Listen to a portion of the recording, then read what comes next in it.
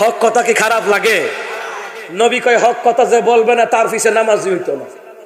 হক কথা যে বলবে না তার দুয়াও কবুল হবে না। হক কথা যারা শুনবে, বলবে, মানবে, তার প্রত্যেকটি মুহূর্তের দোয়া আরশ আজিমে পৌঁছে যাবে।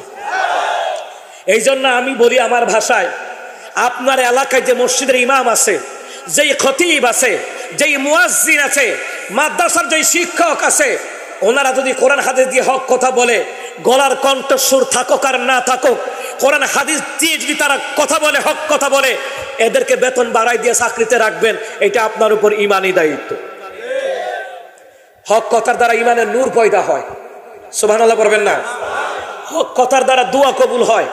হক কথার দ্বারা প্রত্যেকটি সেজদা এমন ভাবে কবুল হবে, সাত আসমান সাত জমিনের চাইতে এক একটা আপনার সেজদা ভারী হয়ে যাবে। আল্লাহু আকবার বলেন।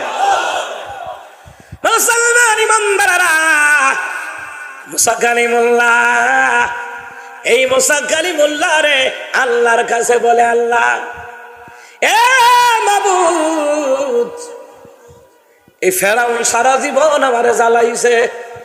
আল্লাহ কো ধৈর্য ধরো রে, চিন্তা কইরো না। আলেমদেরকে জালিমরা জ্বালায়, জ্বালাইতে জ্বালাইতে আলেমদেরকে নির্যাতন করতে করতে এমন পর্যায়ে নিছে রে, ধৈর্য ধরো না। আল্লাহ কয় মুসা ধৈর্য ধরো, ফেরাউনের 14 গোষ্ঠীর তেল মজাইলাম। দুনিয়ার মানুষদেরকে, মুমিনদেরকে আল্লাহ কয় ধৈর্য ধরো রে, জালিমদের আমি তেল মজাইলাম। কথা কন না কেন? আল্লাহর ক্ষমতা কমে গেছে গা, ডায়াবেটিস মন হয়ে গেছে গা। নাউজুবিল্লাহ বলতেন না? আল্লাহর ক্ষমতা সর্ববিষয়ে ক্ষমতা।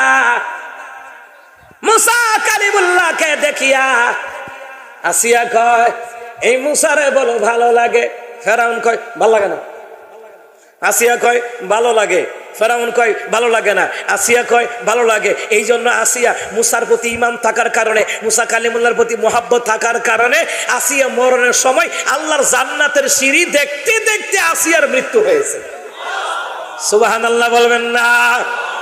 এখন তো মুসা না, এখন আছে উলামাই কেরাম।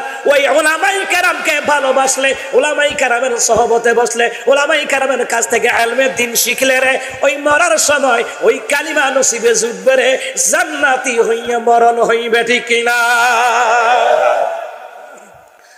আমি তো জানি না পাবো কি পাবো না, আল্লাহ তোমার দেয়া সেরা জান্নাত। আমি শুধু জানি নরকের অগ্নি সইতে পারবো না কোনদিন রাত।